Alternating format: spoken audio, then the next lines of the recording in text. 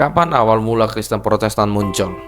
Selamat datang teman-teman di kanal YouTube saya Suhadi Official pada playlist Jawaban Iman Kristen. Pertanyaan mengenai kapan awal mula Kristen Protestan muncul. Kristen Protestan muncul dimulai pada abad ke-16 dengan peristiwa yang dikenal sebagai Reformasi Protestan. Pada awal abad ke-16, Gereja Katolik Roma merupakan institusi keagamaan dominan di Eropa.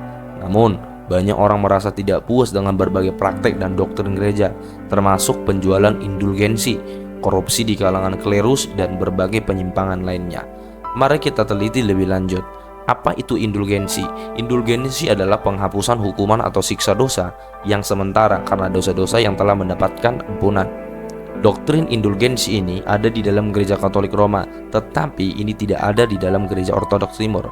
Selain itu, ada satu doktrin lagi yang cukup terkenal dan hanya ada di dalam Gereja Katolik Roma, yaitu purgatori. Purgatori adalah suatu keadaan antara peralihan setelah kematian jasmani, di mana mereka yang ditentukan masuk ke surga menjalani pemurnian. Dalam hal ini, mereka menjalani hukuman sementara akibat dosa di purgatori sebelum masuk ke surga. Doktrin ini juga hanya di Gereja Katolik Roma dan itu tidak ada di Gereja Ortodoks Timur.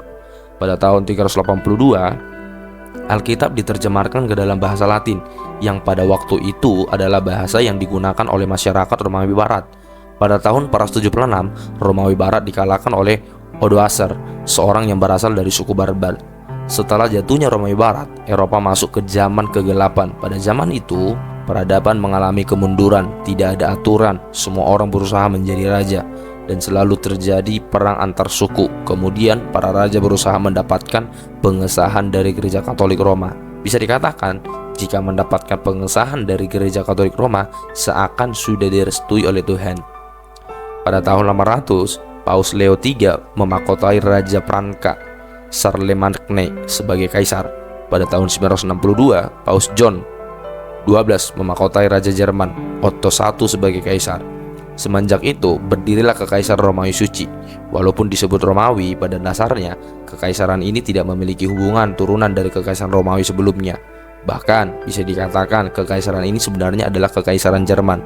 Hubungan antara Paus sebagai pemimpin agama dan raja atau kaisar sebagai pemimpin-pemimpin sekuler adalah hubungan yang saling menguntungkan. Gereja mendapatkan keamanan dan kerajaan mendapatkan mandat dari Tuhan. Hahaha. Namun hal ini juga dapat dengan mudah disalahgunakan dan dipolitisasi. Misalnya, bisa terjadi praktik sokok menyokok atau menawar untuk mendapatkan pengakuan dari gereja atau pemimpin gereja yang bisa disebut kudeta atau digantikan oleh orang lain dengan kekuatan militer demi kepentingan politik. Pada abad ke-14, pada abad ke-14 mulai terjadi zaman Renaissance atau zaman pembaharuan. Ada kemungkinan zaman ini terjadi karena kelaparan besar pada tahun 1350 sampai 1389 dan wabah hitam yang membunuh antara 75 sampai 200 juta jiwa di seluruh dunia. Peristiwa-peristiwa ini mengubah pola pikir manusia. Manusia mulai berpikir tentang alasan dibalik semua kejadian ini, dan sejak saat itu, sastra, seni, ilmu pengetahuan, teknologi, filsafat, agama, dan lain-lain meningkat drastis di Eropa.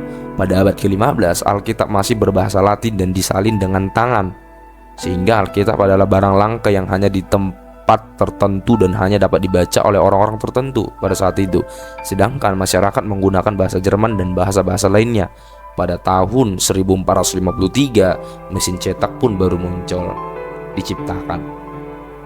Jadi, itulah latar belakang yang perlu kita ketahui untuk memahami mengapa terjadi gerakan reformasi Protestan. Gereja Katolik Roma dianggap sudah menyimpang dari ajaran Alkitab dan menyalahgunakan kekuasaan. Ketika kita berbicara tentang Protestan, orang pertama yang terlintas dalam pikiran adalah Martin Luther.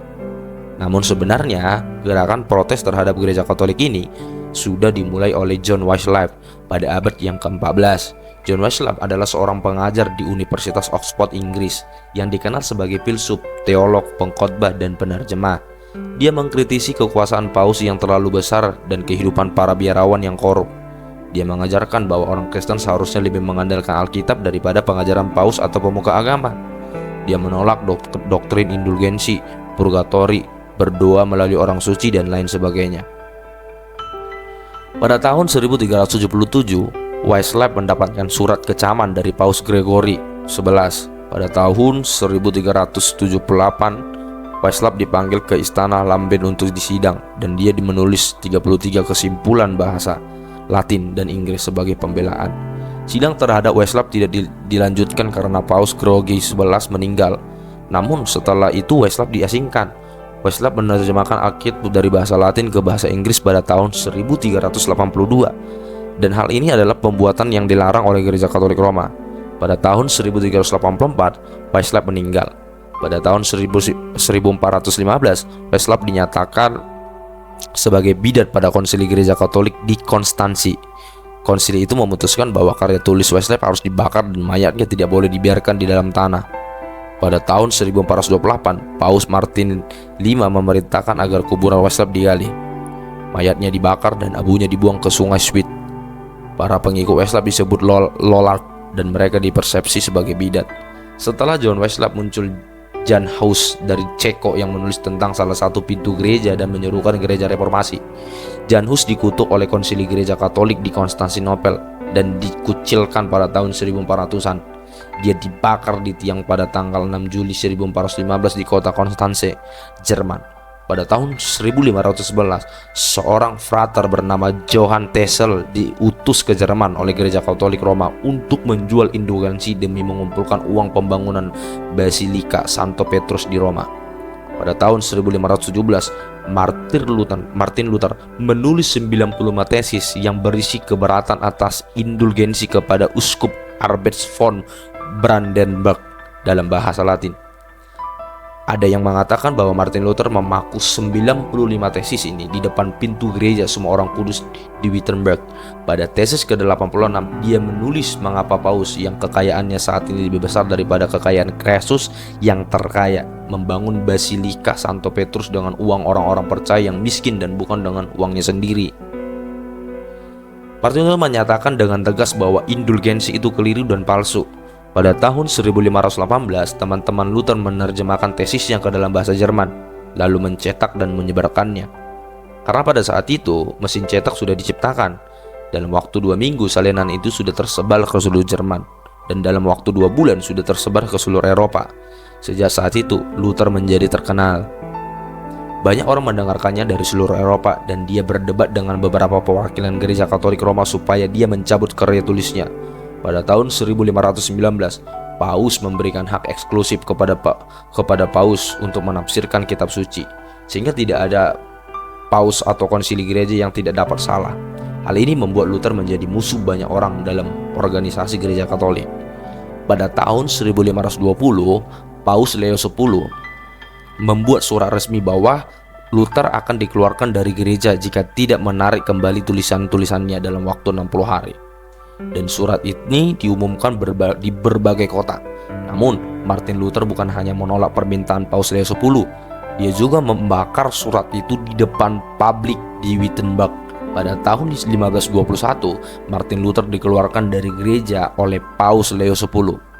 Lalu dia disidang di Worms oleh Kaisar Charles V.